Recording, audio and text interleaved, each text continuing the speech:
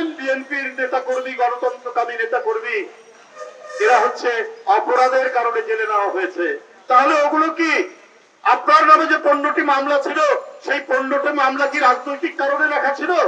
দুর্নীতির মামলা।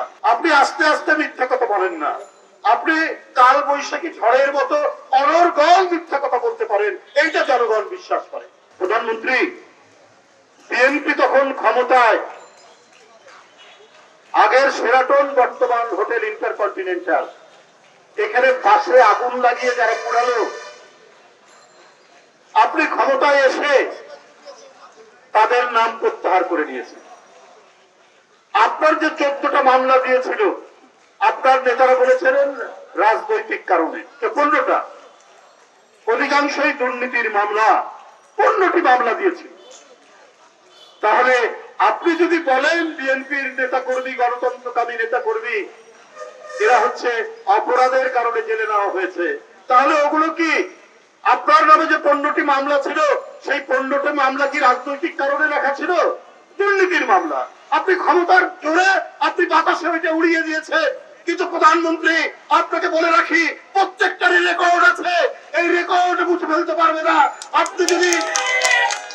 আপনি যদি আপনার প্রতিহিংসা পূরণে বিএনপির নেতা কর্মীকে জেল দেন, কারাগারে রাখেন, এই রেকর্ড বের করে আপনার পতনের সাথে সাথে যারা গোটা দেশে অরাজকতা করেছে, যারা বাসে আগুন দিয়ে মানুষ পুড়িয়েছে এবং যারা এই 16-17 বছর আপনার শাসনে ক্যাম্পাসের পর ক্যাম্পাস, জনপদের পর জনপদ, পাড়া মহল্লা থেকে জাতীয় পর্যায় পর্যন্ত হাতে অস্ত্র নিয়ে যারা কুপিয়েছে, যারা শ্রমিক দর্জি বিশ্বজিৎকে হত্যা করেছে, যারা মেধাবী ছাত্র বুয়েটের আবরারকে হত্যা করেছে, পুরোটাই বাদ যাবে না। এটা দিনে দুপুরে সূর্যের আলোর মতো আপনার লোকেরা, আপনার সোনার ছেলেরা, আপনার ছাত্রলীগ যুবলীগের সোনার ছেলেরা, এখন মানুষ বলে ওরা আর সোনার ছেলে নেই, ওরা এখন হীরের ছেলে হয়ে গেছে, ওরা হীরার ছেলে হয়ে গেছে।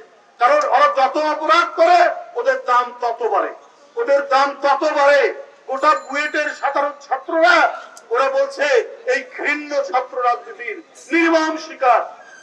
নির্মম শিকার হচ্ছে আবরার।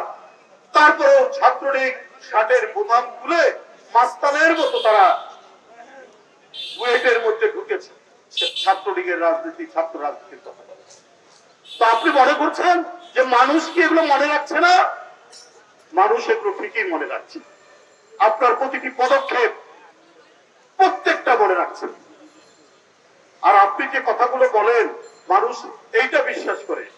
আপনি ধীরে সুস্থে মিথ্যা কথা বলেন না, আপনি আস্তে আস্তে মিথ্যা কথা বলেন না, আপনি কাল বৈশাখী ঝড়ের মতো অনর্গল মিথ্যা কথা বলতে পারেন, এইটা জনগণ বিশ্বাস করে আপনার প্রতিটি কথা। আপনি বলেছেন যে আমি মাছ ভাতের ব্যবস্থা করেছি, আজকে ডাল ভাত তো হয়েই গেছে। বিএনপির আমলে নাকি এগুলোর কোনো ব্যবস্থা ছিল না। প্রধানমন্ত্রী, আপনি কি ওই চটের ব্যাগ নিয়ে আপনি কাউরন বাজার, আপনি ফকিরিয়াপুর বাজার, বিভিন্ন বাজারে কি কখনো কিনতে গেছেন? যে একজন টেম্পু চালক, একজন সিএনজি চালক, একজন নিম্ন আয়ের মানুষ, একজন কেরানি, একজন রিক্সা চালক, সে যে এই সবজির বাজারে, মাছের বাজারে যে মাছ কিনতে পারে না, সেটি তো আপনি দেখেননি প্রধানমন্ত্রী। আপনি ক্ষমতায় আছেন, আপনার মাথার উপর ঝাড়বাতি, আপনার পায়ের নিচে মখমলের গদি, এর উপর দিয়ে আপনি হেঁটে যান, আপনার চতুর্দিকে বাথরুম থেকে শুরু করে সব দিকে ঠান্ডা বাতাস প্রবাহিত। তো আপনি কি বুঝবেন ওই রিক্সাওয়ালা যে মাছ কিনতে পারে না, ওই সিএনজি ওয়ালা যে মাছ কিনতে পারে না? আপনি এটা জানেন না। একজন শ্রমজীবী মানুষ তার ভয়ঙ্কর অসুস্থতায় অপারেশনের দরকার হয়েছে, সার্জারির দরকার হয়েছে, তারপরে দেখে তার যে বিল এসছে সেই বিল সে মেটাতে পারছে না, নিজের সন্তানকে বিক্রি করেছে। এটা তো আমার বানানোর কথা না, কল্পকাহিনী নয়, এটা হচ্ছে সংবাদপত্র, গণমাধ্যমের কথাই। আপনি বলেন গতকালই উনি ওই যে কি বলে, যেখানে বাণিজ্য মেলা হয়, পানি সম্পদ বিভাগের একটা প্রোগ্রামে তিনি এই কথাগুলো বলেছেন।